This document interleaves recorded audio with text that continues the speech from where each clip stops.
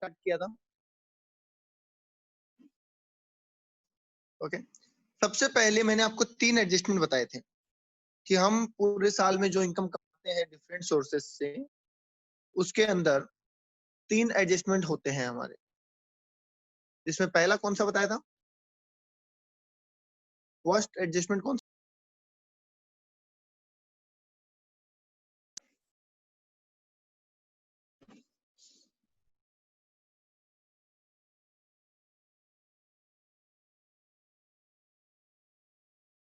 इंट्राहेड। पहला एडजस्टमेंट बताया था इंट्राहेड। ठीक है, इसका मतलब ये था कि अगर हमें सेम हेड के अंदर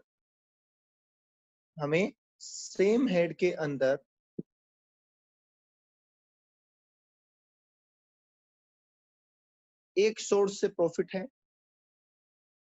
और एक सोर्स से लॉस है, सेम हेड के अंदर, तो हम इन दोनों को एडजस्ट कर सकते हैं और उसको नाम क्या दिया जाएगा? Intra head. ठीक है, आगे बात करते हैं।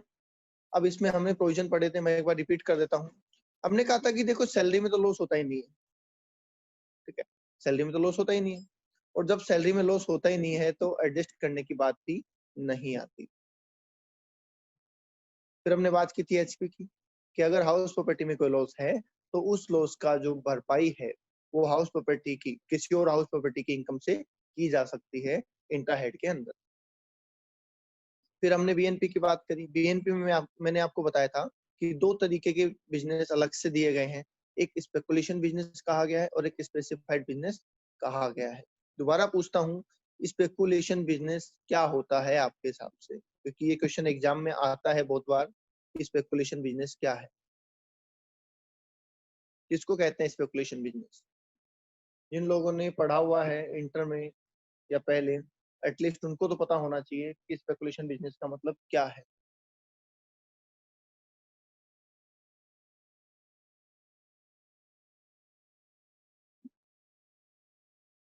Business related to gambling, related to share market, uncertainty जिसमें होती है, गैम्बलिंग। और कोई? लॉटरी, सट्टा। देखिए, यहीं पे जानबूझ के मैं इसीलिए बोल रहा हूँ कि देखिए, आप जो समझ रहे हैं उसमें और इसमें फर्क है। ठीक है, इसीलिए इसको समझना जरूरी है। गैम्बलिंग एंड, अच्छा चलो क्रिकेट बैटिंग बताओ, क्रिकेट बैटिंग स्पेकुलेशन है या नहीं? क्रिकेट बैटिंग जो होती है वो स्पेकुलेशन में आएगी या नहीं आएगी? नहीं है? क्यों भाई, वो भी तो सट्टा है, वो भी तो speculation is legal.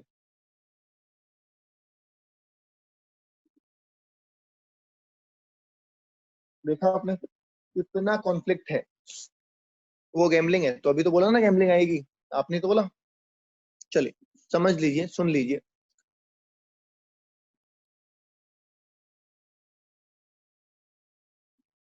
Gambling, lottery, ठीक है, केबीसी जैसे गेम शो, एटसेट्रा, ये सब चीजें इनकम टैक्स में स्पेकुलेशन में नहीं आती है। ये सब इनकम टैक्स में इनका नाम होता है कैजुअल इनकम।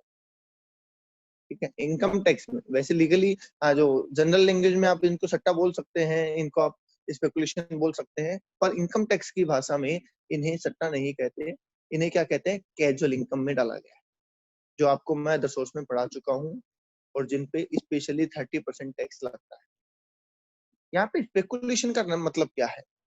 तो यहाँ पे स्पेकुलेशन का मतलब है ट्रांजेक्शन विदाउट टेकिंग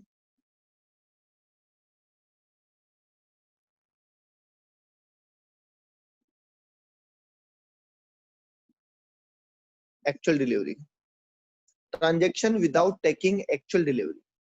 यहाँ पे उस स्पेकुलेशन की बात करते हैं।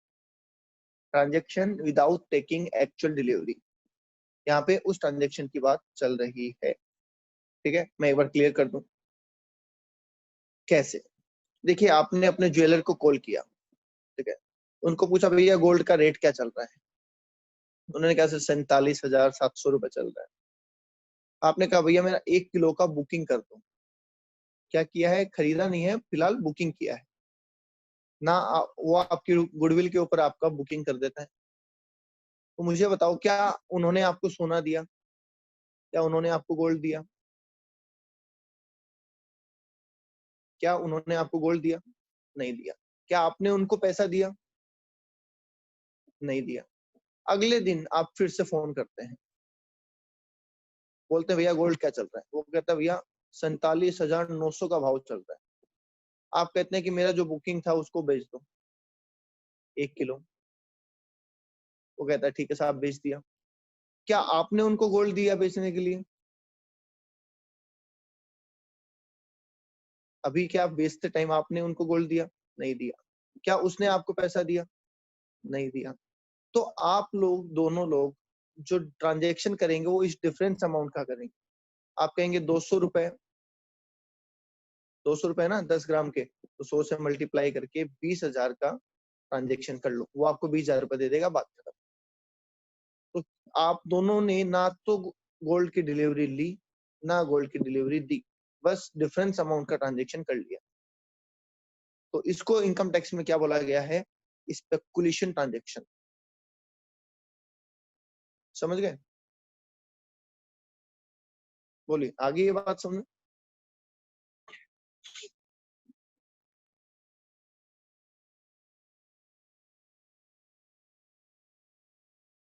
ठीक है, अभी कुछ बच्चों ने कहा शेयर मार्केट, मैं उनका भी थोड़ा सा क्लियर कर दूं माइंड सेट।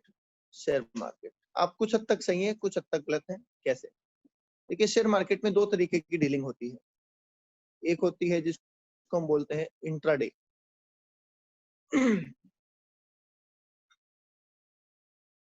और एक होता है डिलीवरी ट्रांजेक्शन। इंट्राडे के अंदर आप सेम डे शेयर खरीदते हैं और सेम डे उसको बेच देते हैं। क्या आप इसमें डिलीवरी लेते हैं? बोलिए, इंट्राडे में डिलीवरी लेते हैं? आप सेम डे शेयर लेते हैं और सेम डे ही उसको सोल्ड आउट कर देते हैं। तो ये स्पेकुलेशन में कवर है। ठीक है, डिलीवरी के अंदर आप ट्रांजेक्शन में डिलीवर शेयर लेते हैं, फिर 2 दिन 4 दिन 5 दिन बाद जब भी आपको बेचना होता है वापस बेच देते हैं। तो ये स्पेकुलेशन नहीं है, ये नॉन स्पेकुलेशन है। तो शेयर मार्केट जब आप कहें स्पेकुलेशन में, तो साथ में ये भी कहें कि इंट्राडे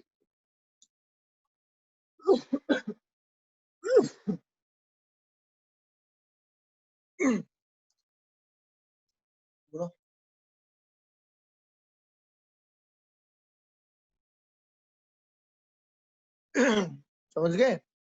तो आपको ये भी ध्यान रखना है कि इंट्राडे है तो स्पेकुलेशन है, मतलब ऐसा कोई भी ट्रांजेक्शन जिसमें विदाउट टेकिंग डिलीवरी आप काम कर रहे हैं वो स्पेकुलेशन है। जैसे आज अनाज में भी आप करते हैं, ठीक है, गंवार बाजरा चावल गेहूं ये सब चीजें होते हैं, आप बुकिंग कर लेते हैं, थोड़े दिन बाद बेच देते हैं, ना आप माल लेते हैं ना आप माल देते हैं, तो वो स्पेकुलेशन में कवर होगा। और ऐसे किसी बिजनेस में अगर लॉस होता है तो उस लॉस का सेट ऑफ ऐसे किसी बिजनेस के प्रॉफिट से ही हो सकता है, बाकी किसी बिजनेस से नहीं। बोलिए, बात समझ में आ गई? चलो आगे।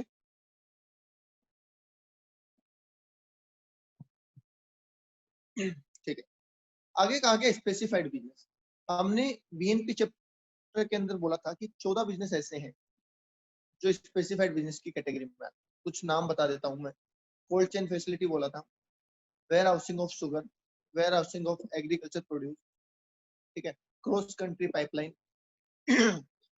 Hotels 3 star and above, hospital at least 100 beds, ठीक है, manufacturing of semiconductor units, infrastructure development, affordable housing, ठीक है, रिहेबिलिटेशन सेंटर्स।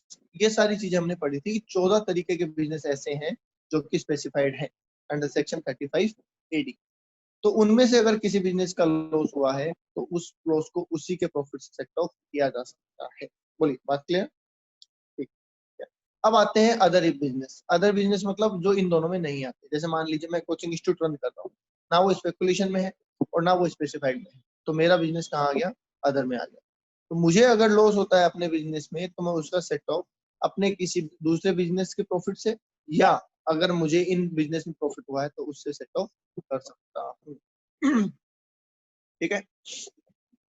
अब मैं इस बिजनेस वाले पॉइंट से आपको 3 क्वेश्चन पूछूंगा और यस और नो में आपको जवाब देना है। ठीक है।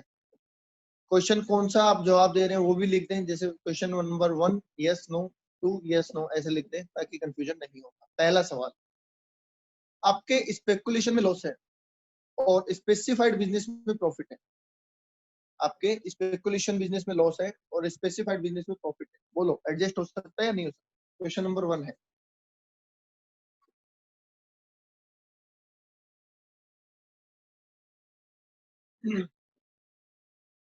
ठीक है।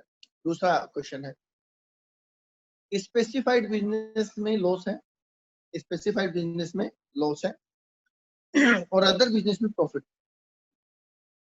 स्पेसिफाइड बिजनेस में लॉस है और अदर बिजनेस में प्रॉफिट है।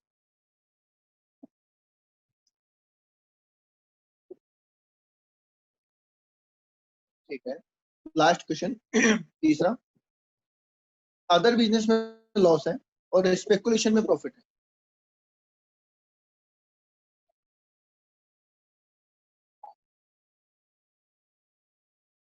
वाह, वेरी गुड। सबका जवाब सही है, वेरी गुड। चलिए अब आगे चलते हैं। Capital gain. देखिए कैपिटल गेन में दो तरीके के कैपिटल गेन होते हैं, आप जानते हैं, एक लॉन्ग टर्म और एक शॉर्ट टर्म। ठीक है। लॉन्ग टर्म कैपिटल अगर लॉस होता है आपको, तो उसका जो भरपाई है वो सिर्फ लॉन्ग टर्म कैपिटल गेन से हो सकता है। लॉन्ग टर्म कैपिटल लॉस की भरपाई सिर्फ लॉन्ग टर्म कैपिटल गेन से हो सकती है। बट शॉर्ट टर्म कैपिटल अगर लॉस होता है तो उसकी भरपाई शॉर्ट टर्म और लॉन्ग टर्म दोनों से हो सकती है। ये बात ध्यान रखें। ऐसा बोल सकते हैं कि जो बड़े लोग हैं ना, घर के बड़े लोग, वो बड़ों से मदद मांगते हैं। कि अगर आपके पिताजी को कोई प्रॉब्लम हो तो क्या वो आपके चाचा जी से मदद मांगेंगे? बोलो। अगर पिताजी को कोई प्रॉब्लम है तो क्या वो अंकल से हेल्प मांग सकते हैं? क्या वो बच्चों से हेल्प मांग सकते हैं?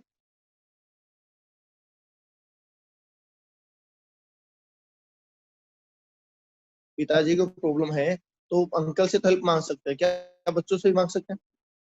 नहीं। तो ऐसा का आप ध्यान रख सकते हैं कि बड़ों की मदद बड़े ही करें।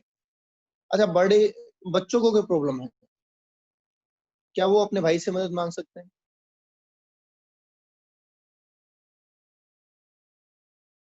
यस। और क्या वो बड़ों से मदद मांग सकते हैं? यस। तो आप ऐसे भी ध्यान रख सकते हैं कि लॉन्ग टर्म सिर्फ लॉन्ग टर्म से और शॉर्ट टर्म छोटे वाले दोनों से। बोले क्लियर है यहाँ तक?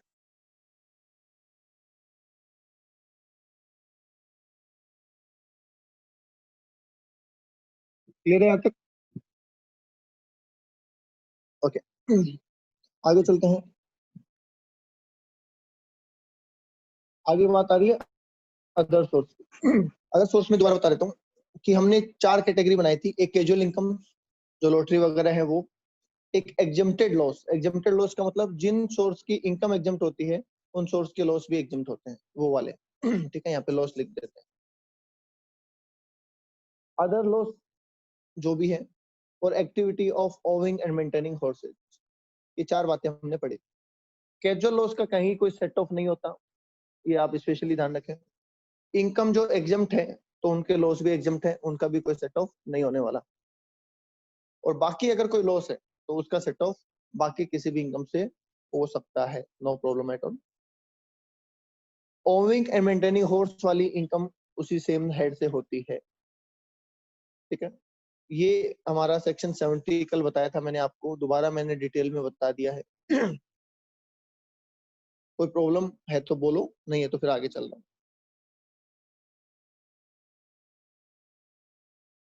नहीं है?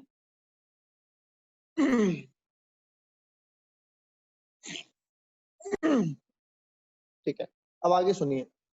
सेक्शन 71 हमने पढ़ा था, जिसमें हमने कहा इंटरहेड। इंटरहेड का मतलब है कि एक हेड का एडजस्टमेंट दूसरे के साथ, तीसरे के साथ, चौथे के साथ या पांचवे के साथ। ठीक है, दूसरे हेड का एडजस्टमेंट पहले के साथ, तीसरे के साथ, चौथे के साथ या पांचवे के साथ। तो ऐसे एडजस्टमेंट को हम क्या बोलते हैं? इंटर हेड एडजस्टमेंट बोलते हैं। सैलरी में लॉस होता ही नहीं है, इसलिए सैलरी में एडजस्टमेंट की जरूरत ही नहीं है। ठीक है, एचपी में लॉस हो सकता है, तो एचपी के लॉस को किसी भी हेड के लॉस से सेट ऑफ किया जा सकता है। और कितने रुपए तक? टोटल 2 लाख रुपए तक। बट कैजुअल इनकम से सेट ऑफ नहीं किया जा सकता। तो आपको सिर्फ एक पॉइंट ये याद रखना है, बाकी तो हो ही जाएगा। बिजनेस में ये अदर बिजनेस की बात कर रहे हैं, क्योंकि जो अपने आप से ही सेट ऑफ होते हैं उनमें इंटरहेड नहीं होता। तो ये सैलरी से नहीं हो सकते, स्पेशली ये मोस्ट इंपोर्टेंट पॉइंट है, आपको याद रखना चाहिए। एचपी से हो सकते हैं, कैपिटल गेन अदर सोर्सेज सबसे हो सकते हैं, कैजुअल इनकम से कोई भी लॉस सेट ऑफ नहीं होता है।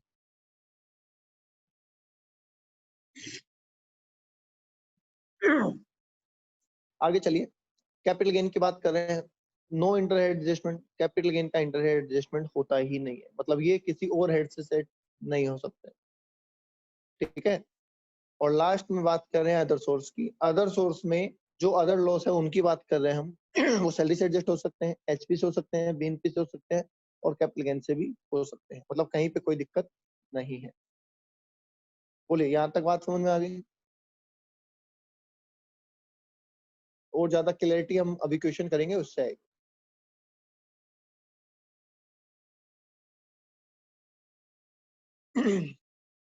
फिर हमने कैरी फॉरवर्ड की बात की थी, और कैरी फॉरवर्ड में हमने कहा सैलरी के लॉस को कैरी फॉरवर्ड करने की जरूरत ही नहीं है, क्योंकि लॉस होता ही नहीं है। एचपी का लॉस, बीएनपी का लॉस और कैपिटल गेन का लॉस, ये तीनों 8 साल तक कैरी फॉरवर्ड हो सकते हैं। और ये आपको स्पेशली याद रखना है, ये आपको स्पेशली याद रखना है, क्योंकि ये आपसे पूछा जाता है एग्जाम में, एमसीक्यू में।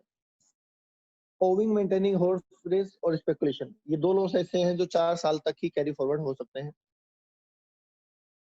ठीक है, स्पेसिफाइड बिजनेस जो कि सेक्शन 35 एडी में आते हैं, और अनअब्जॉर्ब्ड डेप्रिसिएशन वगैरह। नहीं, किसी भी लॉस का सेट ऑफ कैजुअल इनकम से नहीं हो सकता। किसी भी लॉस का सेट ऑफ कैजुअल इनकम से नहीं हो सकता। ठीक है, कैजुअल इनकम ना खुद किसी से सेट होता है और ना कोई उससे सेट होता है।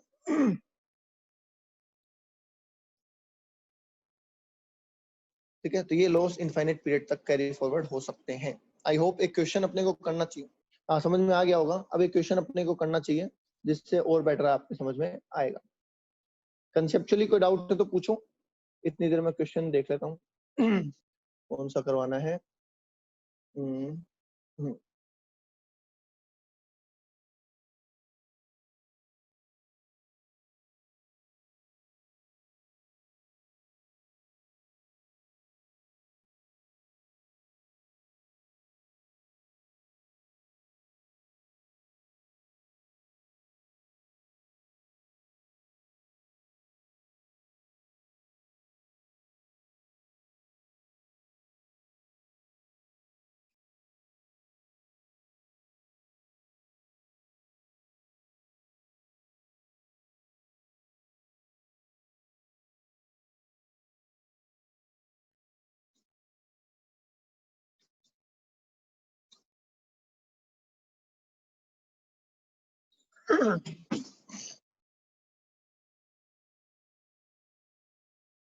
हाँ जी, है कोई डाउट बोल दो फटाफट, अदरवाइज फिर मैं क्वेश्चन स्टार्ट करूंगा।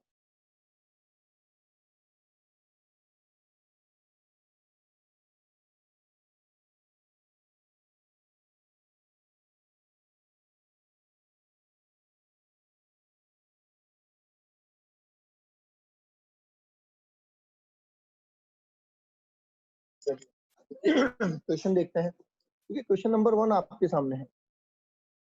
क्वेश्चन नंबर 1 है आपके सामने।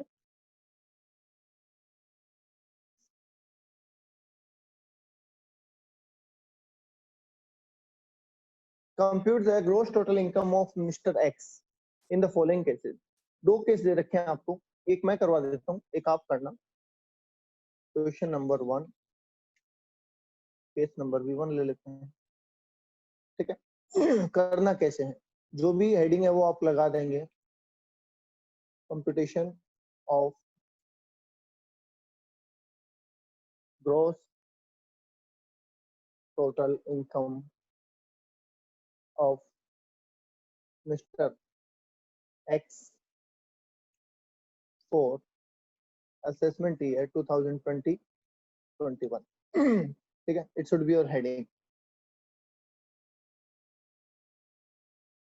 अब प्रेजेंटेशन कैसा होना चाहिए वो और देख लो,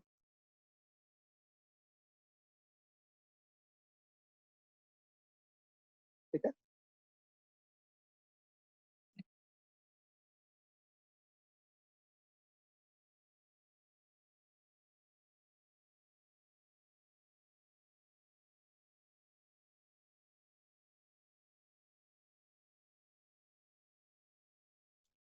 चलिए, ठीक है। सबसे पहले आप क्या करेंगे, सारी इनकम लिखेंगे।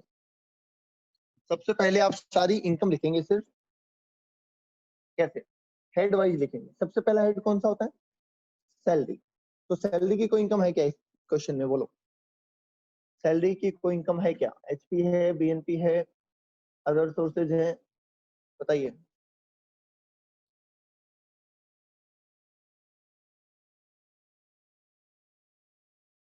कोई इनकम है क्या सैलरी की, नहीं है। नहीं है, तो फिर सैलरी को छोड़ दीजिए, एचपी पे आइए। एचपी की इनकम है कोई,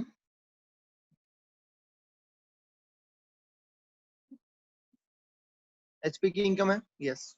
तो आप सबसे पहले इनकम लिखेंगे सिर्फ, है ना। तो मैं यहाँ लिख देता हूँ, चलिए,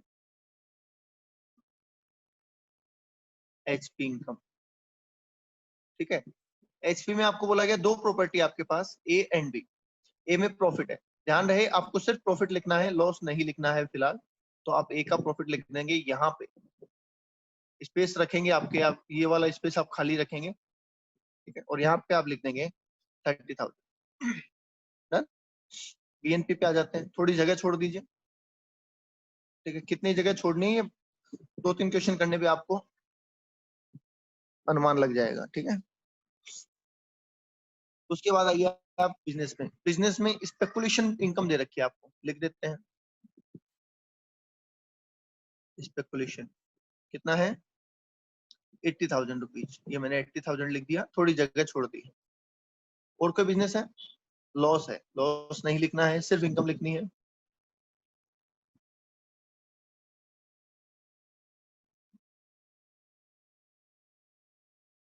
और कोई बिजनेस है,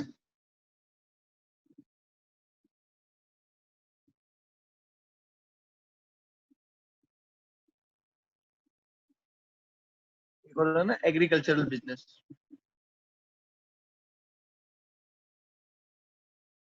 कितना है, तो ये भी लॉस है, ठीक है।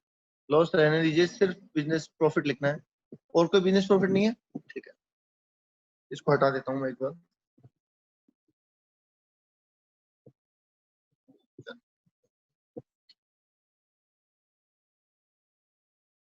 उसके बाद आगे चलिए, कैपिटल गेन पे आते हैं। सिर्फ प्रॉफिट लिखना है, सिर्फ और सिर्फ प्रॉफिट। एस टी सी जी दे रखा है 30,000 रुपए, एस टी सी जी 30,000 रुपए। और एल टी सी जी दे रखा है 10,000 रुपए, एल टी सी जी 10,000 रुपए, ठीक है। फिर अदर सोर्स पे आ जाइए। अदर सोर्स में क्या क्या इनकम दे रखी है आपको, लॉटरी दे रखी है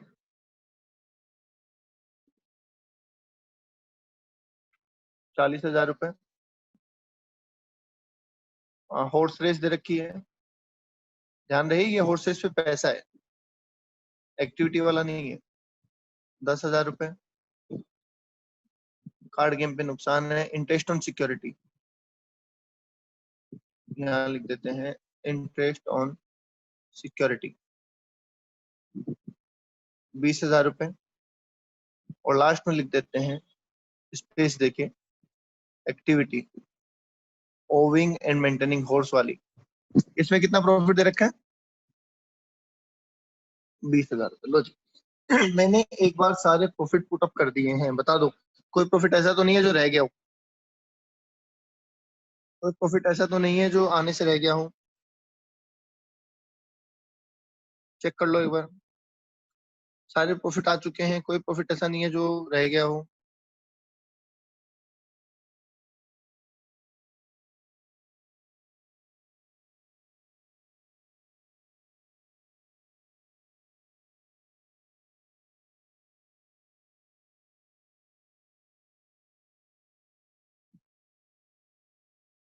ठीक है, अब लॉस में हम कौन सा एडजस्टमेंट सबसे पहले करना चाहेंगे, बोलो? इंटर हेड या इंट्रा हेड? हम सबसे पहले करेंगे इंट्रा हेड। तो बताइए, एचपी का लॉस हमारे सामने, एचपी की इनकम हमारे सामने है, क्या एचपी का लॉस है कोई? यस। तो लिख देते हैं हम HP loss. Property number B, कितने रुपए का लॉस है? 10,000 का। एडजस्ट कर देते हैं, कितना प्रॉफिट बच जाएगा एडजस्ट करने के बाद? 20,000 रुपए। सही है। बी प्रॉपर्टी को हमने एडजस्ट कर दिया और करने के बाद 20,000 रुपए आगे लिख दिए हैं। बीएनपी चैप्टर पे आते हैं। ठीक है, बीएनपी में स्पेकुलेशन में इनकम है, लॉस कहाँ है? लॉस ढूंढो। बिजनेस लॉस है। क्या ये लॉस सेट ऑफ हो सकता है 30,000 का, बोलो? क्या ये बिजनेस का लॉस 30,000 का सेट ऑफ हो सकता है क्या? यस, डेफिनेटली हो सकता है।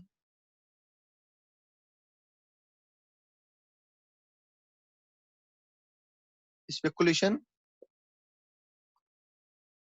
प्रॉफिट से नॉर्मल बिजनेस सेट ऑफ हो सकता है, ये बात ध्यान रखना। तो 30,000 का एडजस्ट कर देते हैं, बचेगा कितना? 50,000। और कोई बिजनेस है? और कोई बिजनेस लॉस है क्या? ये देखो, एक यहाँ लिखा है, इनकम फ्रॉम एग्रीकल्चरल बिजनेस, और ये लॉस है, पर ये एडजस्ट हम नहीं करेंगे। क्यों नहीं करेंगे, बताओ? ये जो एग्रीकल्चरल बिजनेस का लॉस है, हम इसको एडजस्ट नहीं कर सकते। वाई? क्यों नहीं कर सकते? ये एग्जम्प्टेड है, बिल्कुल। जब इसका प्रॉफिट एग्जम्प्ट होता है तो इसका लॉस भी एग्जम्प्ट है, हम उसको एडजस्ट नहीं कर सकते। बिल्कुल सही है। आप वर्किंग नोट में नीचे लिख देंगे कि since agriculture income is exempted and loss for agriculture business can not be adjusted. ठीक है, चलिए आगे चलते हैं। कैपिटल गेन में बोलिए। लॉन्ग टर्म सिर्फ लॉन्ग टर्म से सेट हो सकता है। लॉन्ग टर्म सिर्फ लॉन्ग टर्म से ही सेट ऑफ हो सकता है। तो पहले लॉन्ग टर्म को करते हैं। ठीक है, शॉर्ट टर्म को पहले नहीं करेंगे, पहले लॉन्ग टर्म को करेंगे क्योंकि वो ज्यादा रिजिड है। LTCL कितना है? 30,000। एडजस्ट कर दिया। LTCG लॉस कितना आ गया? 20,000 रुपए। ठीक है, HTCG में क्या है? 10,000 रुपए का लॉस है, वो भी कर देते हैं यहाँ पे। HTCL 10,000 का लॉस, ये कितना बच गया? 20,000 का प्रॉफिट। क्या ये दोनों आपस में एडजस्ट हो सकते हैं? LTCG में 20,000 का लॉस है और HTCG में 20,000 का प्रॉफिट है, क्या ये दोनों आपस में एडजस्ट हो सकते हैं? नहीं हो सकते, इसलिए हमने इनको अलग अलग लिख दिया है, वरना हम इनको एडजस्ट कर देते हैं अगर हो सकते तो।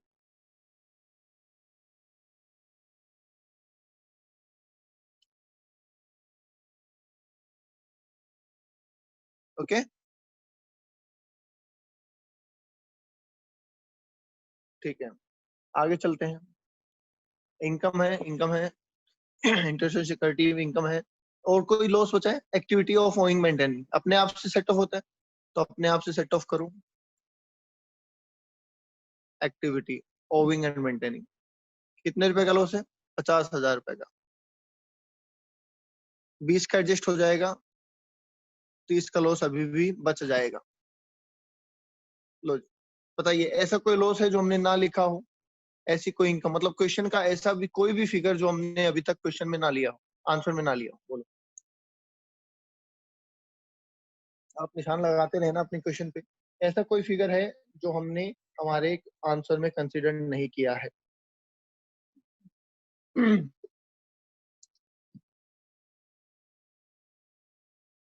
बोलिए, ऐसा कोई फिगर है क्वेश्चन में जो हमने हमारे आंसर में कंसीडर नहीं किया है?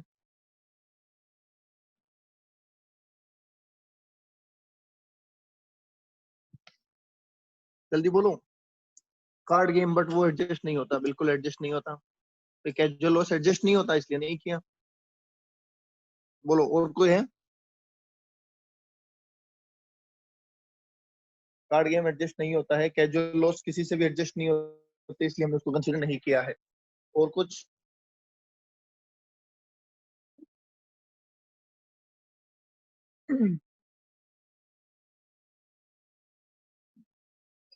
बोलो भाई, जल्दी बोलो थोड़ा सा। हो गया सब, बाकी ले लिया, ठीक है। तो इसका मतलब हमारा क्वेश्चन का काम खत्म हो चुका है, अब हमें आंसर पे ही दिमाग लगाना है। एक बात ध्यान रखना, क्वेश्चन का काम हमारा खत्म हो चुका है। ठीक है। एचपी में इनकम है, तो एडजस्टमेंट की कोई बात नहीं है फिलहाल। बिजनेस बीएनपी में भी इनकम है, तो यहाँ पे भी एडजस्टमेंट की कोई बात नहीं है, क्योंकि एडजस्ट तो लॉस को करना है ना। कैपिटल गेन में भी इनकम है शॉर्ट टर्म में, तो अभी एडजस्टमेंट की कोई बात नहीं है। लॉन्ग टर्म लॉस है, क्या लॉन्ग टर्म लॉस को किसी और चीज से सेट ऑफ किया जा सकता है? इस लॉन्ग टर्म लॉस को क्या इंट्रा हेड या इंटर हेड में एडजस्ट कर सकते हैं? नहीं कर सकते, तो हम इसे क्या कर देंगे? कैरी फॉरवर्ड कर देंगे, मतलब बाहर तो लिख देंगे नील, और इसको हम यहाँ पे कैरी फॉरवर्ड लिख के वर्किंग नोट में लिख देंगे कि अगले 8 साल के लिए कैरी फॉरवर्ड हो जाएगा। ठीक है, क्या आपको वर्किंग नोट में लिखना है? मैंने यहाँ लिख दिया है। ये 50,000 की इनकम है टोटल, इसका कोई एडजस्टमेंट नहीं है फिलहाल। इंटरेस्ट का कोई एडजस्टमेंट नहीं है। और इस लॉस का, अच्छा, इस लॉस को कहीं एडजस्ट किया जा सकता है क्या? ओविंग एंड मेंटेनिंग हॉर्स वाले लॉस को किसी और प्रॉफिट से सेट किया जा सकता है क्या? नहीं, इसको भी नहीं किया जा सकता, तो इसका भी जवाब क्या है? Carry forward. कितने साल? 4 साल, ध्यान रहे, 4 साल ही होते हैं। ठीक है, अब हम फाइनली इनकम बाहर लिखते हैं। ये 20,000 की इनकम आ गई, ये 50,000 की इनकम आ गई, और ये 20,000 का एसटीसीजी आ गया। ठीक है, ये कैरी फॉरवर्ड हो गया। ये 50,000 की कैजुअल इनकम आ गई, और ये 20,000 का अदर सोर्स का आ गया, और ये कैरी फॉरवर्ड हो गया। That's it. लो जी, ये आ गई आपकी ग्रोस टोटल इनकम। जोड़ देते हैं एक बार, जोड़ लो अमाउंट। 20,000, 70,000, 90,000, और एक 40, और ये हो गया 20, 1,60,000। लो जी, ये आपका आंसर आ गया। यहाँ तक कोई डाउट है तो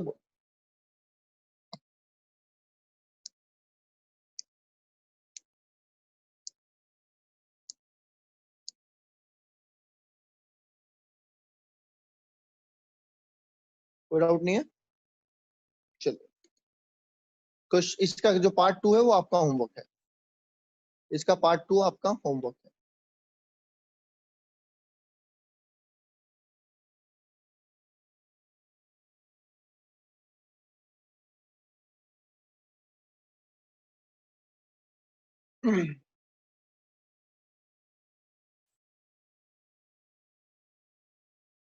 क्वेश्चन नंबर 3 पे आते हैं। क्वेश्चन नंबर 1 का पार्ट 2 और क्वेश्चन नंबर 2 आपके होमवर्क है। क्वेश्चन नंबर 3 पे आते हैं एक बार। देखिए, क्वेश्चन नंबर 3 क्या कह रहे हैं, एक बार पढ़ते हैं। Smart has a computed his tax liability as under. Smart ने अपनी टैक्स लायबिलिटी कैलकुलेट करी है। कैसे करी है?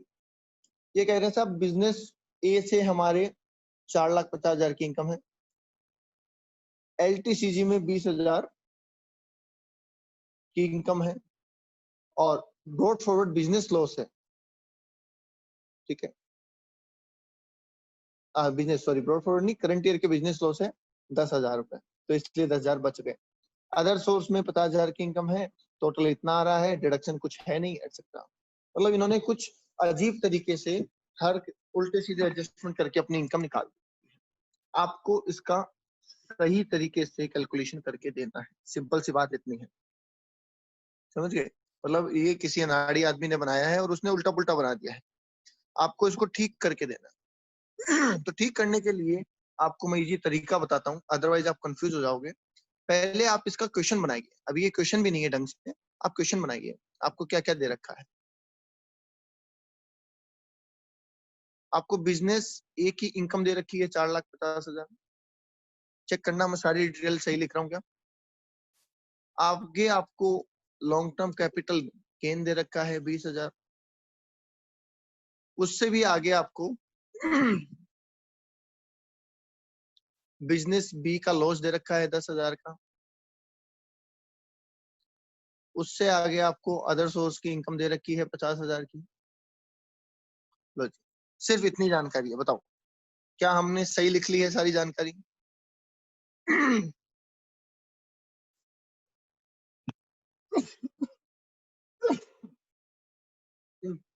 बोलिए, क्या हमने सारी जानकारी सही लिख ली है? क्या ये 4 ही फिगर है क्वेश्चन में?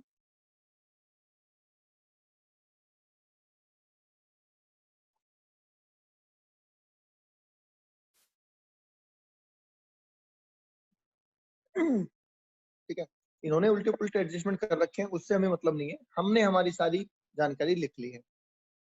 अब आप अपने हिसाब से इसको सोल्व करेंगे। तो हम तो हेडिंग लगाएंगे।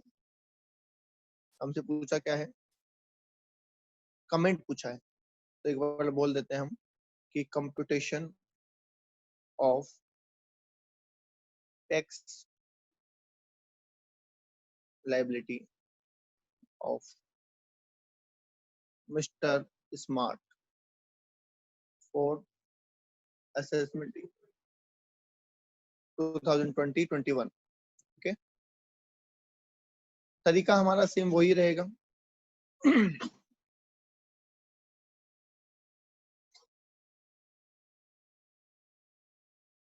तरीका हमारा वही रहेगा। सबसे पहले सारी इनकम लिख दो हेड वाइज। सैलरी है नहीं, एसपी है नहीं, बीएनपी है, तो मैं लिख देता हूँ बिजनेस की इनकम।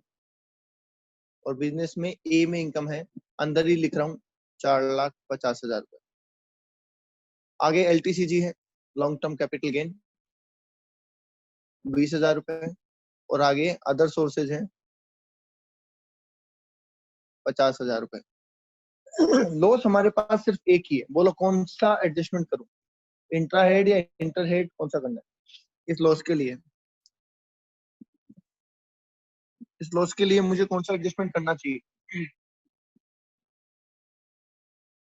इंट्रा। तो मैं यहाँ पे करूं फिर? मैं इंट्रा तो सेम हेड में होता है ना, तो मैं यहाँ पे एडजस्ट कर देता हूँ।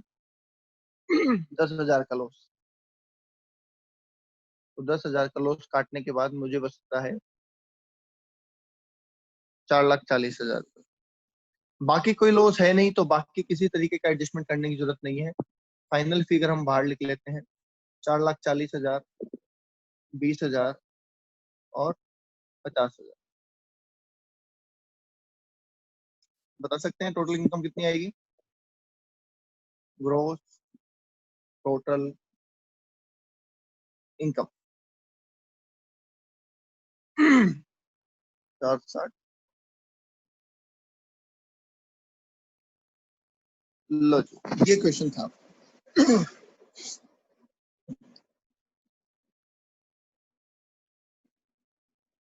टैक्स लायबिलिटी निकालनी है,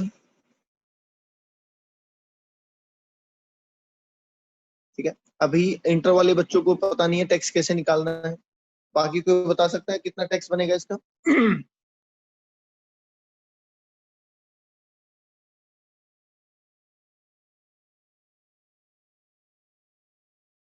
टैक्स कितना बनेगा?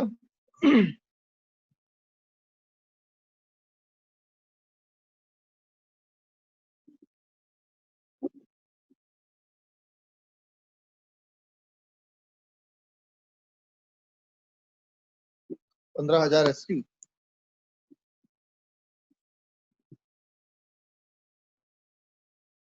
चेक कर लो एक बार।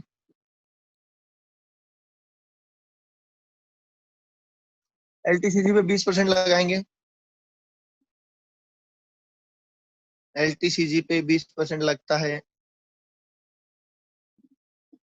4,000 रुपए। 2.5 लाख पे कुछ नहीं लगता है, और बच गए 2,40,000, उस पे 5% लगा दीजिए।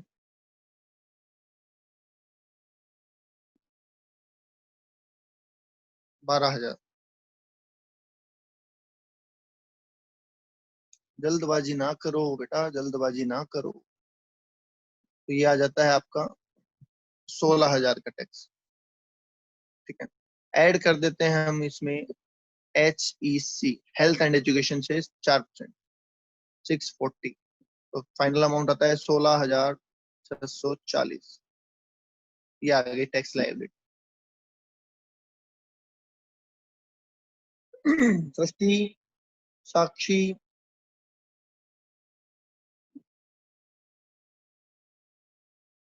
गुंजन, हरीश, सबने गलती की, जल्दबाजी करी, LTCG को कंसीडर नहीं किया। देखिए, LTCG पे स्पेशल रेट लगती है। ठीक है, LTCG पे स्पेशल रेट लगती है, इसलिए उसको हमने पहले हटा लिया। तो 5,10,000 में से 20,000 हटा दिए हमने, बचा कितना? 4,90,000। अब 4,90,000 पे आपको लगानी है स्लैब रेट, तो 2.5 लाख तो टैक्स फ्री होता है। बचे हुए अमाउंट पे कितना हो गया? 5%। इस तरीके से।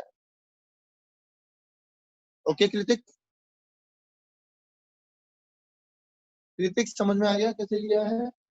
स्पेशल इनकम पे स्पेशल टैक्स लगाना है, इसलिए LTCG को हमने अलग कर दिया है और 20,000 पे 20% लगा दिया है, और बैलेंस अमाउंट पे हमें स्लैब रेट लगानी है, इसलिए 2.5 लाख तक टैक्स फ्री है और बैलेंस अमाउंट पे 5%।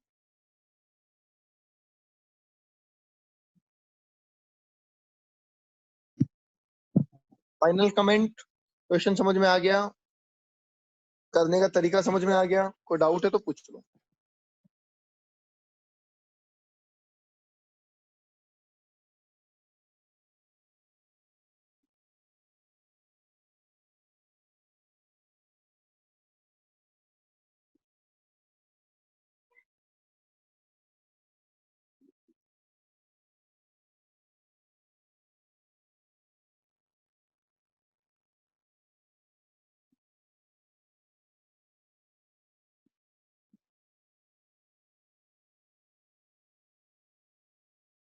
क्वेश्चन में डिडक्शन कौन सा है?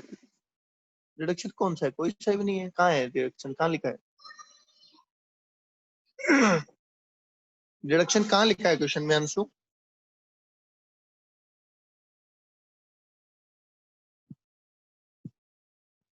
लेस है? कहाँ है लेस? अमाउंट कहाँ है? हाँ, तो नहीं है बस। जब अमाउंट है ही नहीं तो हमें क्या काम मतलब है? हमें तो अमाउंट से मतलब है ना। वो तो उसने फॉर्मेट बना दिया, अमाउंट है ही नहीं तो हमें क्या मतलब है डिडक्शन से?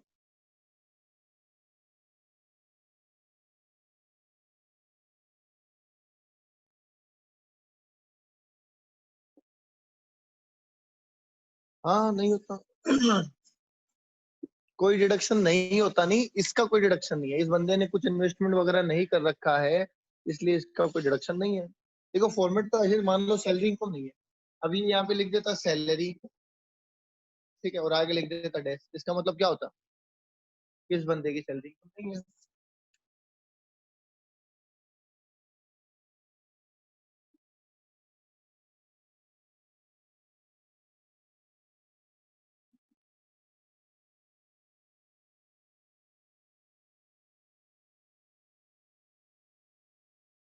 ओके भाई, और कोई डाउट किसी को?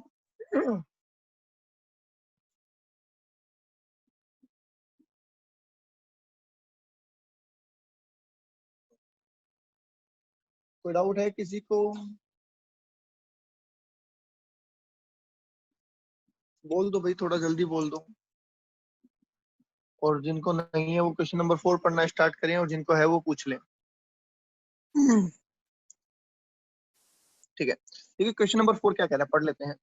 ये कह रहा है mister Bhola has furnished the following data. इन्होंने लिखा इनकम फ्रॉम एचपी, एचपी में लॉस है इनको 1,30,000 का। सैलरी मिली है 80,000 रुपए की। अदर सोर्स में भी लॉस है, और लॉटरी में फायदा है। और आपको बताना है कि सेट ऑफ कैरी फॉरवर्ड कैसे हो सकता है। अभी बता देते हैं।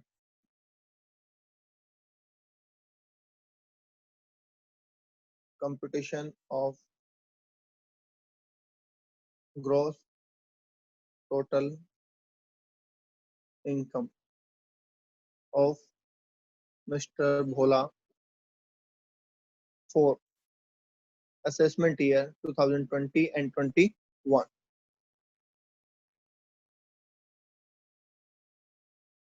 चलिए सबसे पहले इनकम लिख लेते हैं सारी। इनकम है सैलरी में,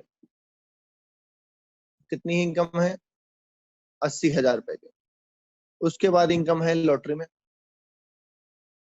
कितनी है? 3,50,000 रुपए। ये दो ही इनकम है तो हमने दोनों इनकम को कंसीडर कर लिया है, एक ये और एक ये। अब चलते हैं एडजस्टमेंट की तरफ।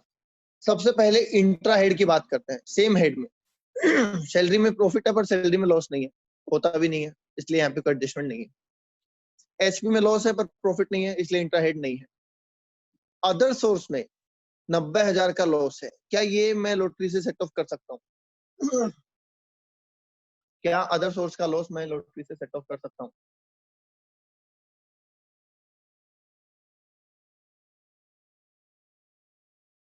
क्या मैं इसको लॉटरी से सेट ऑफ कर सकता हूँ? नहीं कर सकता।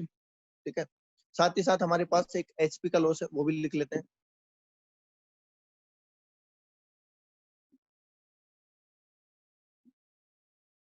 इसका मतलब इंट्रा हेड तो यहाँ पॉसिबल नहीं है। अब इंटर हेड की बात करते हैं। बोलो, इंटर हेड में एचपी के लॉस को सैलरी से एडजस्ट किया जा सकता है क्या? एचपी के लॉस को सैलरी से एडजस्ट किया जा सकता है क्या?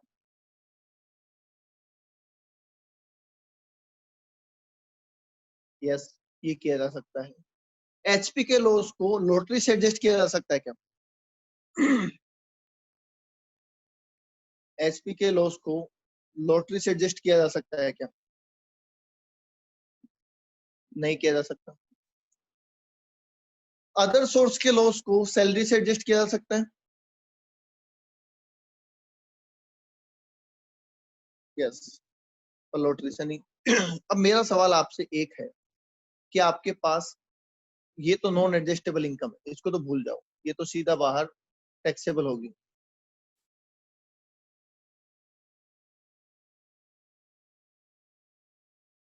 ये तो टैक्सेबल होगी सीधी, ठीक है।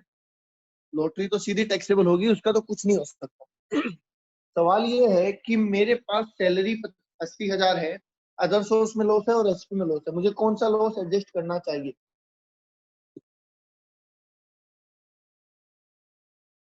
बोलो, मुझे कौन सा लॉस एडजस्ट करना चाहिए? सौरभ का जवाब आया अदर सोर्स।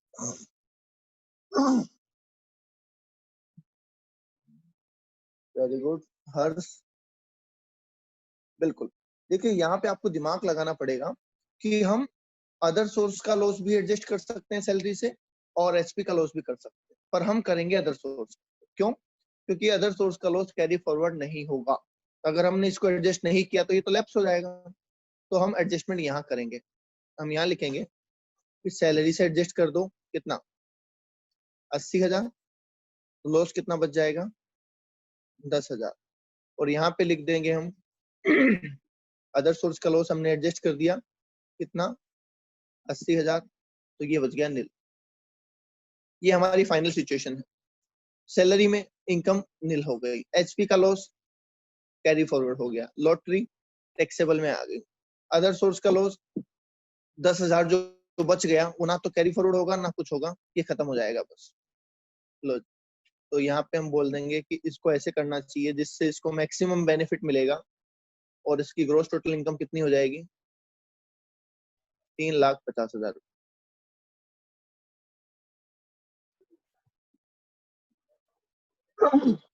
बोलिए, क्या हमने बेस्ट ऑल्टरनेट दे दिया इसको? आप एक्सपर्ट हो और आपसे एडवाइस मांगी जाएगी तो आप तो बेस्ट एडवाइस देंगे ना। तो क्या आपने इसको बेस्ट एडवाइस दे दी? सारे रूल्स को ध्यान में रखते हो।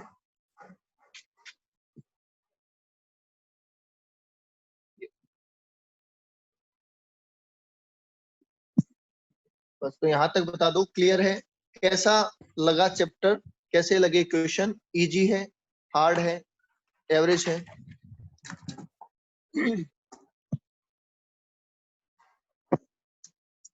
और समझ आया नहीं आया, दोनों बातें फटाफट बता दो।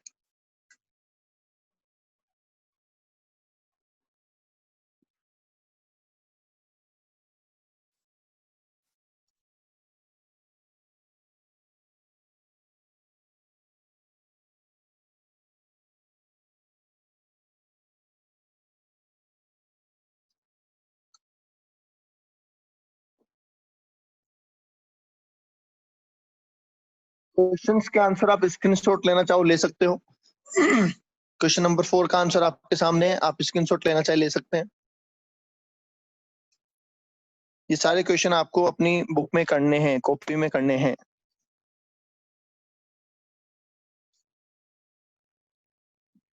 अजी लेना है किसी को स्क्रीनशॉट?